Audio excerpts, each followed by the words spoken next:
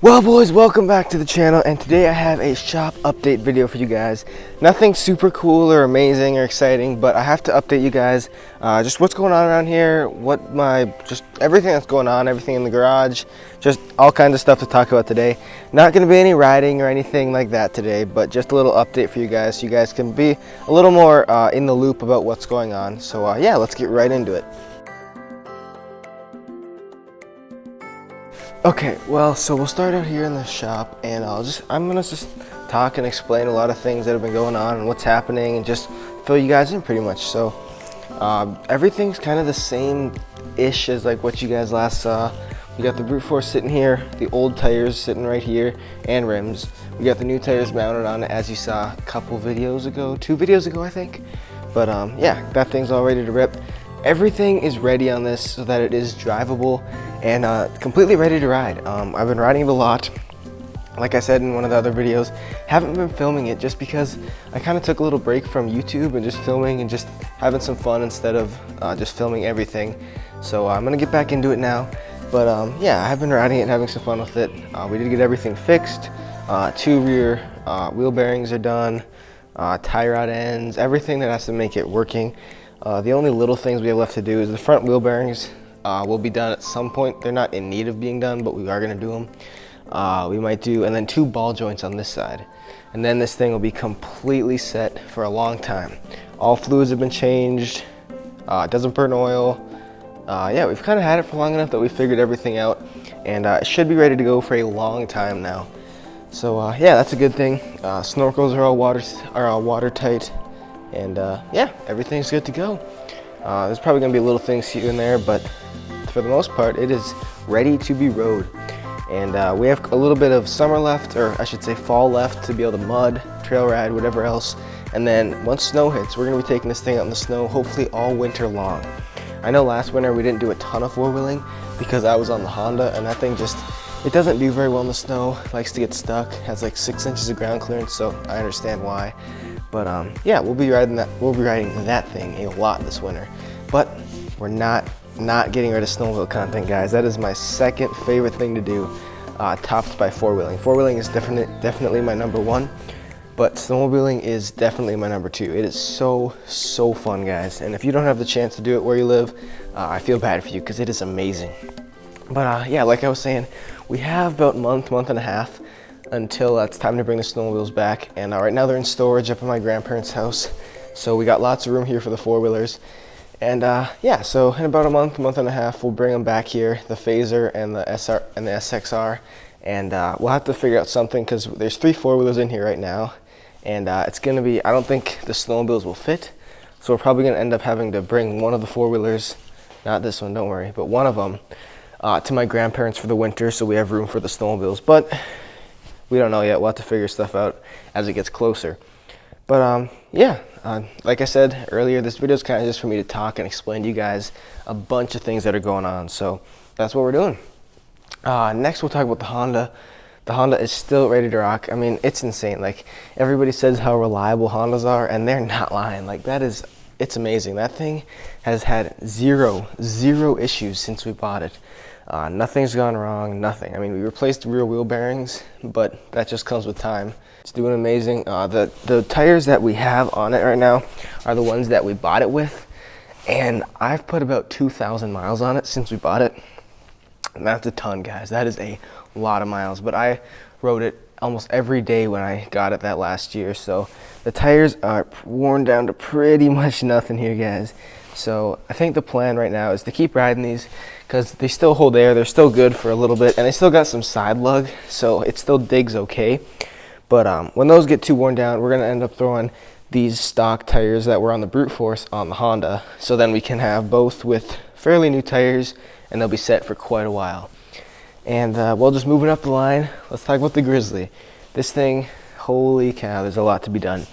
I mean, tires aren't a problem. This thing's got brand new ITP mud lights, and hardly been used because it's been sitting here broken for so long. But yeah, as you can see, we got a lot of plastics torn off of it.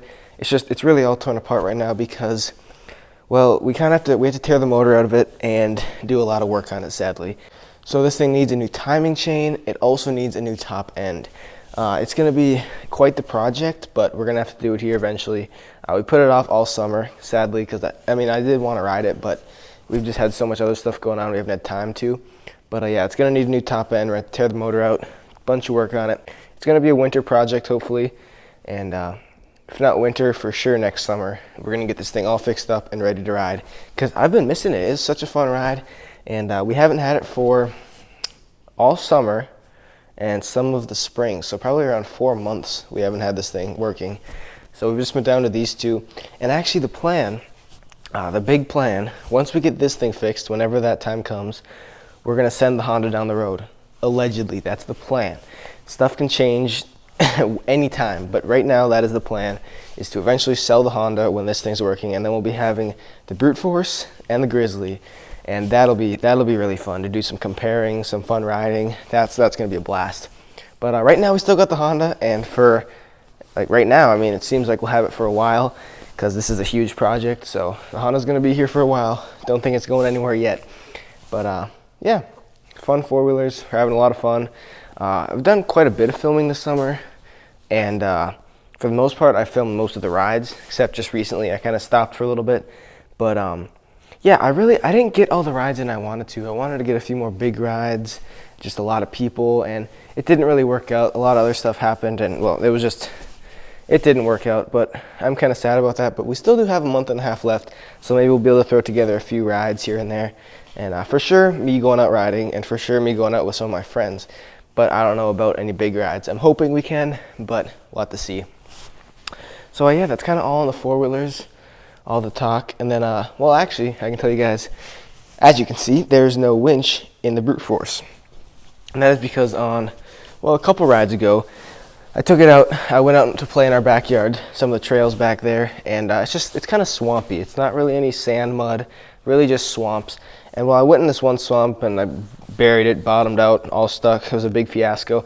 Well, I was pulling the winch out to go hook it around a tree to hopefully pull myself out, and well, the winch cable came right out of the winch, which was a big bummer, because that just made the project 10 times worse.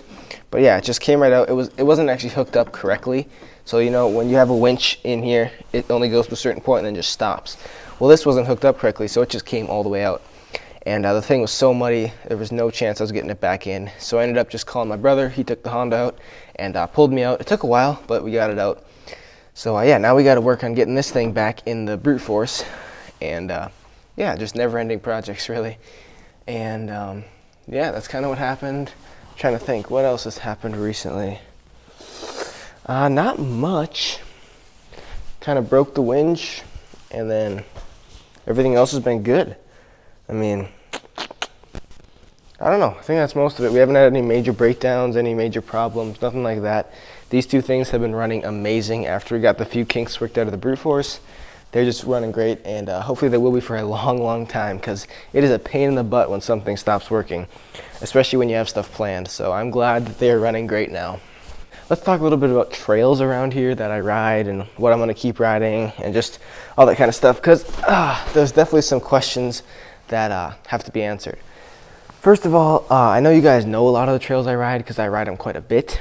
And it's weird, because up here you would think there'd just be endless trails and you just ride forever. That's actually not the case. I mean, there are a bunch of trails, but for the kind of riding I do, aka mudding, there's not that many places. So you guys know the Tank Trail, we ride there all the time. That's actually just right down the road over there. It's just a really fun mud trail, all sand mud holes. It's super, super fun, but nothing too crazy. I can do every hole on the Brute Force and not get stuck. I've never gotten stuck on it, and that was on the old stock trail tires. Now with these things, it's gonna be no problem. But for the Honda though, there are some holes that are too deep for it. So when we had the Honda, it was great, because there was stuff that was over its limits and stuff that was just up to it. So it was a super fun trail. For this thing, it's still fun, but there's nothing to really test it with. So we're gonna keep riding there, but I've just rode there so much, I'm almost getting a little tired of it. So we actually ended up finding another hole on the Chisholm Trail, which Chisholm is the city I live in, or the town, whatever you want to call it. But so they have a trail that they made up to a different city, farther north from us.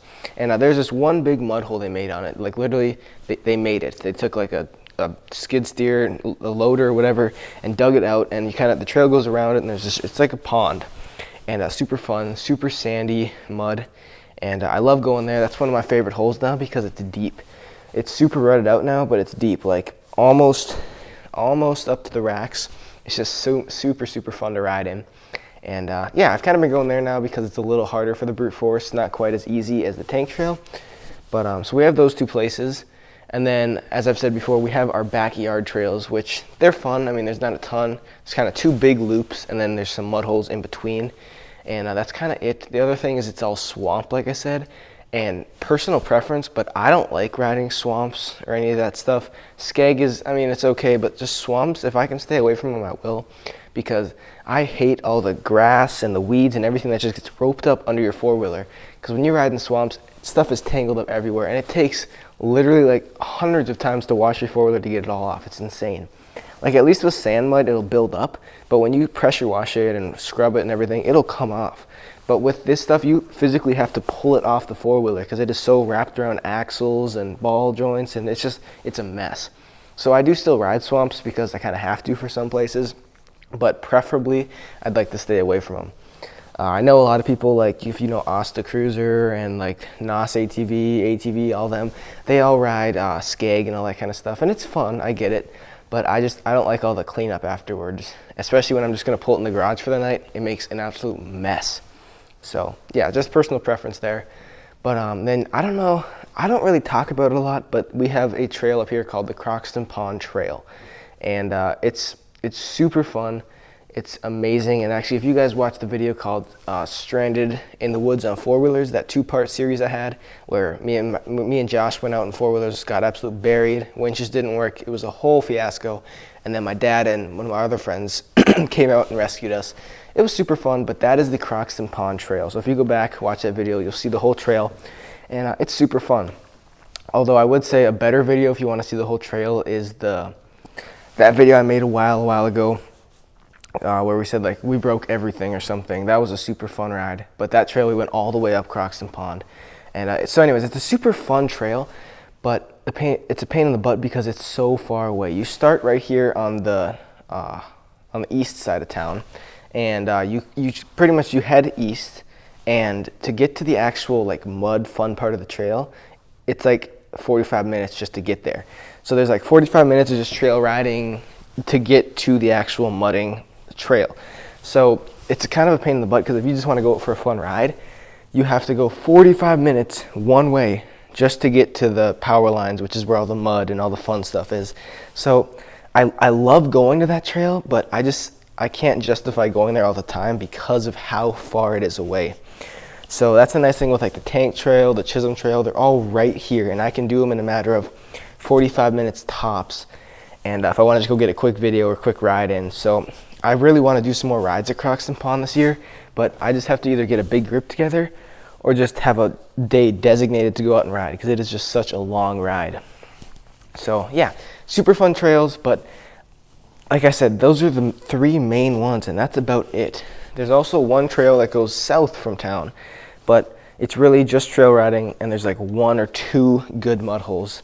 So it's like, for the kind of riding I do, there's not a lot of places to go. There's a lot of fun, like scenic trail riding, which I still do, and it's still enjoyable. But to go mudding and make all the cool content for you guys with the brute force, which is literally built for mud, there's not a lot of places to go. And it really sucks because I absolutely love mudding. And yeah, we're in the process right now. I've been on Google Maps a ton and just asking people. We're just trying to find new trails.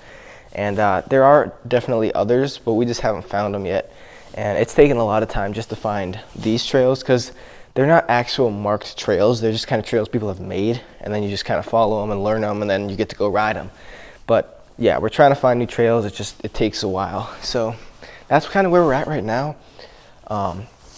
Yeah, that's kind of the machine setup, the trails, everything about that. And then actually I'm going to talk about Josh right now. You guys know Josh. He's been in a ton of our videos. He's almost like a second figure for this channel because I do a ton of stuff with him. Just because when I go riding, to me it's way more fun to go with other people. And when I go by myself, I still do, but it's just not as fun. And it's always more of a risk because if you get stuck, you either have to have a working winch or have somebody you can call to come pull you out. So yeah, I just love going with other people. But anyways, Josh, they have a four-wheeler. You've seen it, that Arctic 454, I think. I haven't rode with them in so long, I don't even remember what it is. But yeah, that's their four-wheeler. It was broken for a while. We took it for a ride, or we took it for multiple rides this spring and early summer, and then they started tearing it apart. The carb was just coated with mud, and they had to tear apart the carb and ended up breaking something in the process. So then it was like a whole couple weeks just to get the part in, and a whole more couple weeks to get it fixed. So they just got it working probably 2 weeks ago. Took it for one ride, and the lower ball joint on the right side failed, and the tires fully collapsed.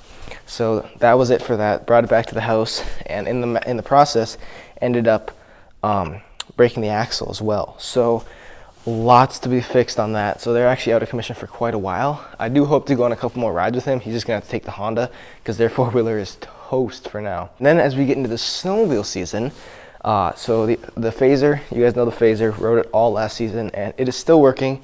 I don't know if you guys can remember, but at the end of last season, I actually broke it. It was a pretty easy fix. One of the bolts was just missing, so we had to put that all back together. It's working now, ready to go.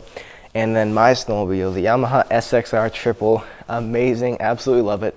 And I only got a couple rides on it last season before we put it away for the summer, but we're bringing that thing back, and we're gonna rip it this winter, guys. It's gonna be a blast, tons of fun, and we're gonna have a ton of fun with it. But before we start ripping it, the carbs need to be cleaned and just rebuilt, because it's been, before I bought it, the guy hardly ever rode it. So it's just been sitting for a long time, and they just need to be cleaned.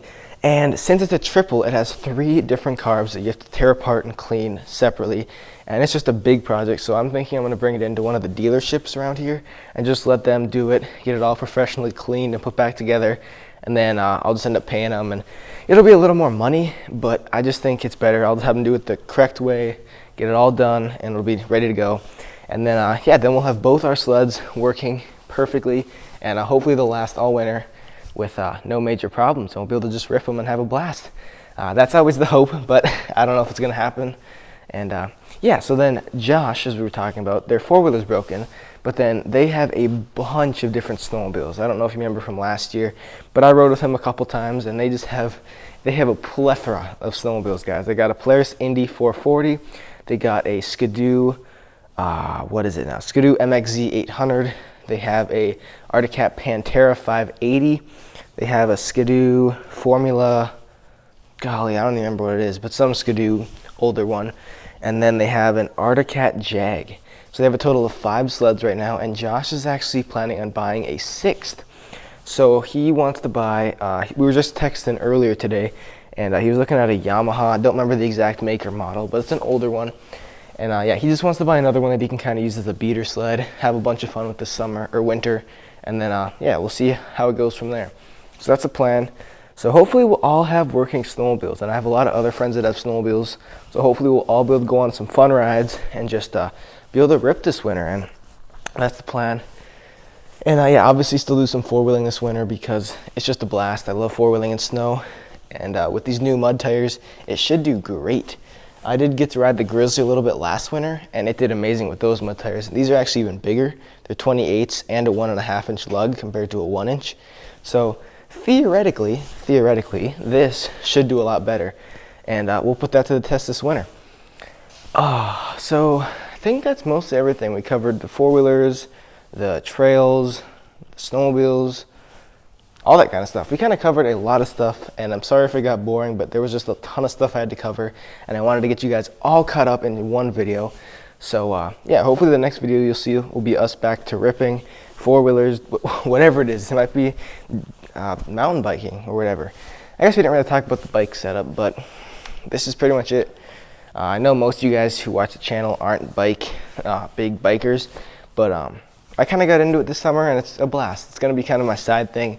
Not going to really film a ton of it because it's not that interesting, but I guess I'll go over my bikes for you guys. So this is the framed Rendell 29-inch tires. This is my brother's Mongoose. I'm in the process of selling that one. Then we got my dad's up there, which is broken, and my mom's road bike. Yeah, that's kind of all I have to talk about. I'm sorry if this got boring, like I said, but I had a ton of stuff to cover. But yeah, this is the end. Thank you guys for watching. I hope that caught you guys up on whatever questions you had. And if not, please do comment them down below, and I will get back to you and answer them as soon as possible. But for now, yeah, thank you guys for watching, and we'll see you guys next time.